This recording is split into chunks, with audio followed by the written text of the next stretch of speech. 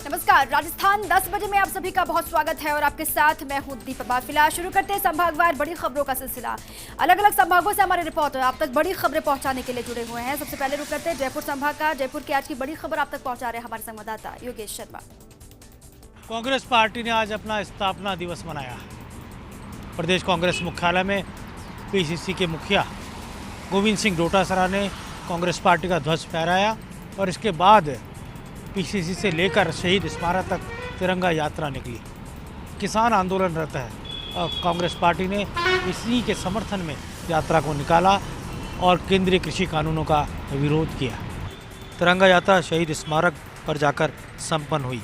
यात्रा में परिवहन मंत्री प्रताप सिंह खाचरियावास, मुख्य सचेतक डॉक्टर महेश जोशी, प्रदेश कांग्रेस के पूर्व उपाध्यक्ष मुमताज मासीह, अमीन कागजी, रफ़ीक खान, गंगा देवी समेत प्रमुख नेता और विधायक शामिल हुए।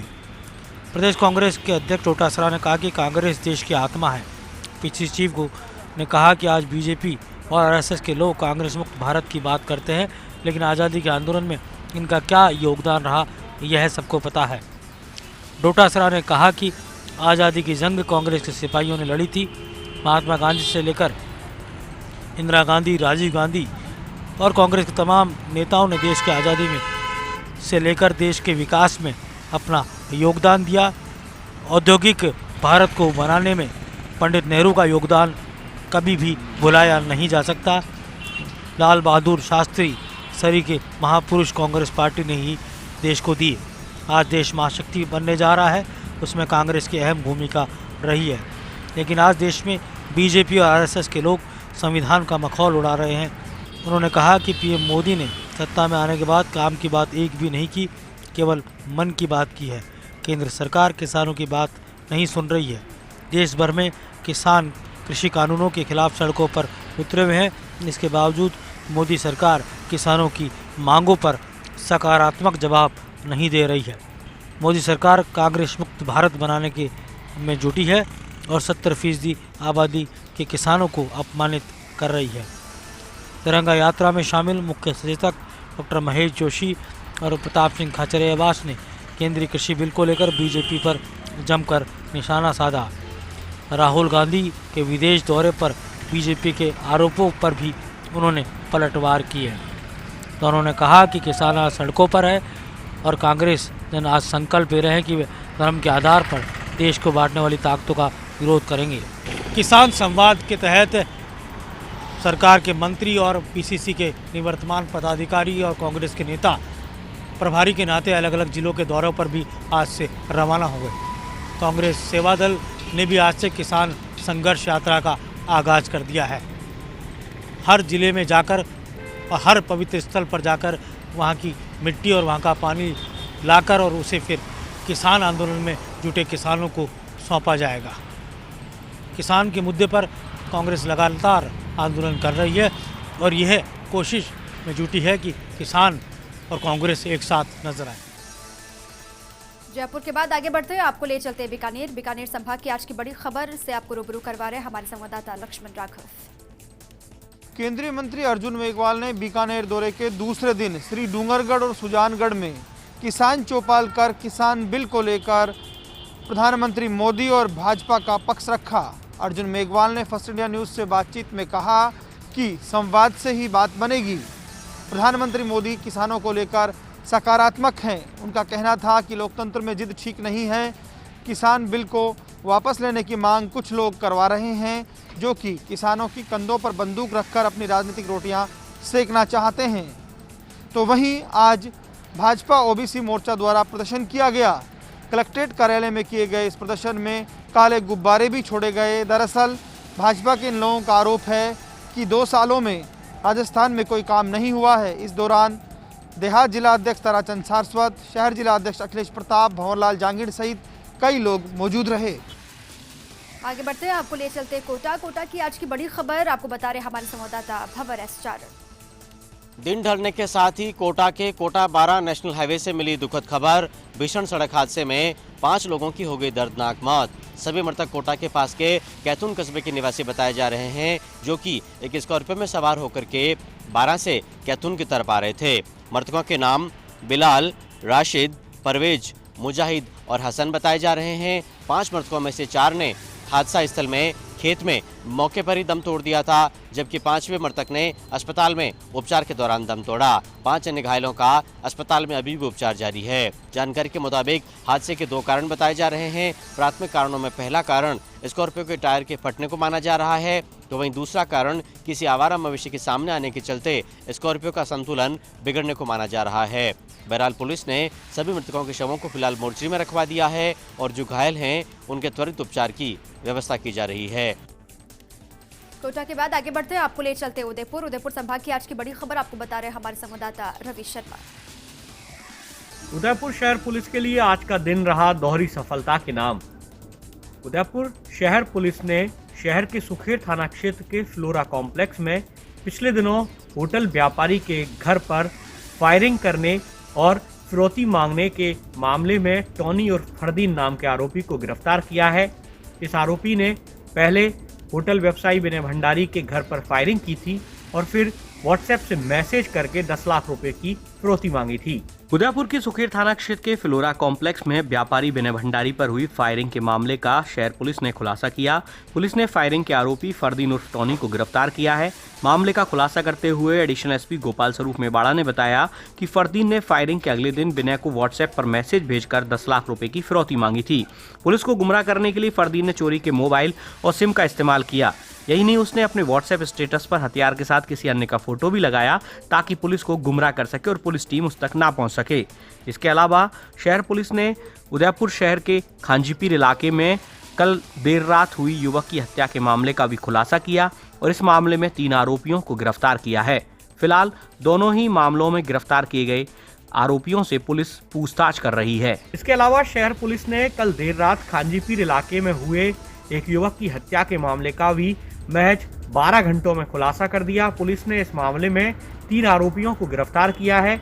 पुलिसिया पूछताछ में सामने आया है कि मामूली कहासुनी के बाद इन तीनों आरोपियों ने हत्या की वारदात को अंजाम दिया था।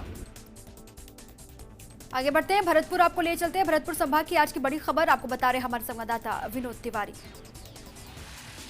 जिला पुलिस और 1.25 लाख के इनामी डकैत केशव गुर्जर गैंग से हुई मुठभेड़। कांस्टेबल को गोली मारने के बाद से ही एसपी केसर सिंह शेखावत के रडार पर है केशव गुर्जर गैंग। पगुली गांव के पास चल रहे कार को रुकवाने आया था डकैत। पुलिस ने डांग में हो रहे विकास कार्यों को रुकवाने के मंसूबों को किया फेल। पुलिस की ओर से करीबन 50 से अधिक राउंड हुए फायर। अंधेरे का फायदा उठाकर फरार होने में सफल हुआ डकैत गैंग। डांग क्षेत्र को विकसित करने के सरकार के सपने को पलीता लगा रहे डकैत केशव गुर्जर की देर रात पुलिस से मुठभेड़ हो गई। पुलिस से हुई मुठभेड़ के बाद डकैत गिरोह नाले का सहारा लेकर मौके से भागने में कामयाब हो गया।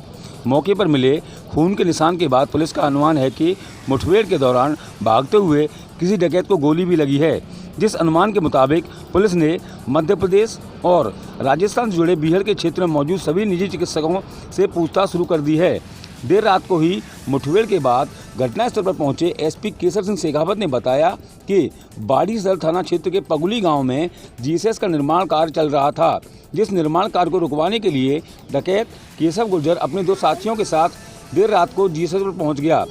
डकैत केशव गुर्जर द्वारा रंगदारी की मांगने की सूचना पुलिस को पहले ही मिल चुकी थी, जिस सूचना पर पुलिस ने डकैत के पहुंचने से पहले ही मौके पर डेरा डाल दिया था।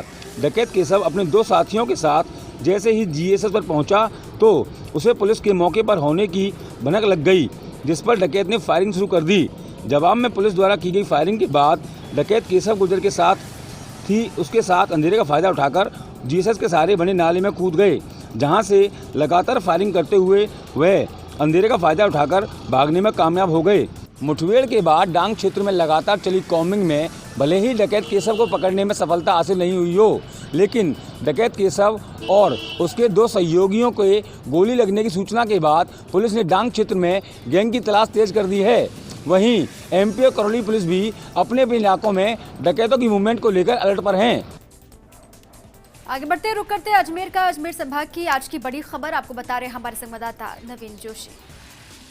प्रदेश में भ्रष्ट अधिकारियों और कर्मचारियों के खिलाफ एसीबी की धरपकड़ अभियान लगातार जारी है। आज भीलवाड़ा जिले के कोटड़ी थाने के एक सहायक उप निरीक्षक को 5000 रुपए की रिश्वत लेते रंगे हाथों गिरफ्तार किया गया। एसीबी की द्वितीय शाखा के प्रभारी एडिशनल एसपी ब्रजराज सिंह के नेतृत्व में हुई कार्रवाई के दौरान पुलिस महकमे में हड़कंप मच गया। भिलवाड़ा भ्रष्टाचार निरोधक ब्यूरो की स्पेशल यूनिट ने कोटड़ी थाने के सहायक उप निरीक्षक को 5,000 रुपए की रिश्वत लेते रंगे हाथों गिरफ्तार किया। एएसआई ने ये रिश्वत राशि मुकदमे में एफआईआर लगाने के बदले मांगी थी। बताया जा रहा है कि एसीबी की स्पेशल टीम ने एएसपी ब्रजराज सिंह चारण के नेतृत्व में गोठड़ा ग्राम निवासी सुखदेव जाट की शिकायत के बाद में जाल बिछाकर कोटड़ी थाने के सहायक उप निरीक्षक माधु सिंह को रंगे हाथों गिरफ्तार किया। माधु सिंह को मथुरा सिंह ने यह रिश्वत राशि आज कोटड़ी थाने में ही ली थी। एसीबी के एडिशनल एसपी ब्रजराज सिंह ने बताया कि अभी तक पूछताछ में कुछ खास सफलता हासिल नहीं मिल लग पाई, मगर उसके आवास व उसके बैंक खातों की अभी जांच होना बाकी है। उसके बाद में स्थिति स्पष्ट हो पाएगी कि उसके पास में भ्रष्टाचार से कितना धन एकत्र किया हुआ था। आगे बढ़ते हैं, आपको ले चलते हैं जोधपुर संभाग की आज की बड़ी खबर से आपको रूबरू करवा रहे हैं हमारे संवाददाता सूर्यवीर सिंह तंवर। स्वर्ण नगरी जैसलमेर में आज का दिन काला दिन रहा। जैसलमेर रियासत के पूर्व महारावल बृजराज सिंह का आज निधन हो गया, जिसमें जैसलमेर जिले में शोक की लहर छाई हुई है। जैसलमेर रियासत के पूर्व महारावल बृजराज सिंह का 52 वर्ष की आयु में सोमवार को दिल्ली के मेदांते अस्पताल में अंतिम सांस ली। जैसलमेर के पूर्व महारावल को पेट में तकलीफ होने पर पूर्व में जोधपुर के एक निजी अस्पताल में भर्ती कराया गया था और यहां डॉक्टरों ने उनकी जांच कर पाया कि उनके लिवर में खराबी है और ट्रांसप्लांट करना आवश्यक है। इसके बाद एयर एम्बुलेंस के जरिए उन्हें दिल्ली के मेदांता अस्पताल ले जाया गया, जहां पर सोमवार को उनका निधन हो गया। महारावल बृजराज सिंह के निधन का दुखद समाचार सुनते ही जैसलमेर के ऐतिहासिक सोनार दुर्ग के ध्वज को भी झुकाया गया। इनके निधन की खबर सुनते ही जिले भर में शोक की लहर है। सोशल मीडिया पर भी जैसलमेर वासियों की ओर से पूर्व महारावल बृजराज सिंह के निधन पर श्रद्धांजलि देते हुए दुख प्रकट किया जा रहा है। और बृजराज सिंह का जन्म 13 नवंबर 1968 को जैसलमेर रियासत में हुआ था। पूर्व महारावल बृजराज सिंह की शादी 28 जनवरी 1993 को नेपाल के महाराजा सहदेव शमशेर जंग बहादुर की पुत्री रासेश्वरी देवी के साथ हुई थी। 52 वर्षीय पूर्व महारावल के परिवारों में पत्नी रासेश्वरी राज्य लक्ष्मी और 2 पुत्र युवराज कुमार चैतन्य राज सिंह भाटी और राजकुमार जन्मे राज सिंह भाटी है। वहीं पूर्व मुख्यमंत्री वसुंधरा राजे, जोधपुर के पूर्व महाराजा गज सिंह, जिला कलेक्टर आशीष मोदी ने भी गहरी संवेदना जताई। जैसलमेर के पूर्व महारावल बृजराज सिंह के पूर्व महाराजा गज सिंह व जोधपुर राज परिवार से बेहतर संबंध थे और दोनों राज परिवारों में आना जाना और मिलना जुलना निरंतर बना हुआ था। ऐसे में महाराजा गज सिंह ने आज बेहद शोक प्रकट किया और उन्हें कहा कि राजमाता से भी उन्हें विशेष स्नेह था और महाराजा गज सिंह को दादा भाई से संबोधित करते थे। पूर्व महारावल बृजराज सिंह भाटी के निधन के बाद जिले भर में शोक की लहर है, तो वहीं कल उनके अंतिम संस्कार के लिए जैसलमेर से बेकुटी निकाली जाएगी, जिससे जिले भर में दुख भरा माहौल बना हुआ है। अब चलिए आगे बढ़ते हैं, कुछ और खबरों का रुख करते हैं। मुख्यमंत्री अशोक गहलोत ने सोमवार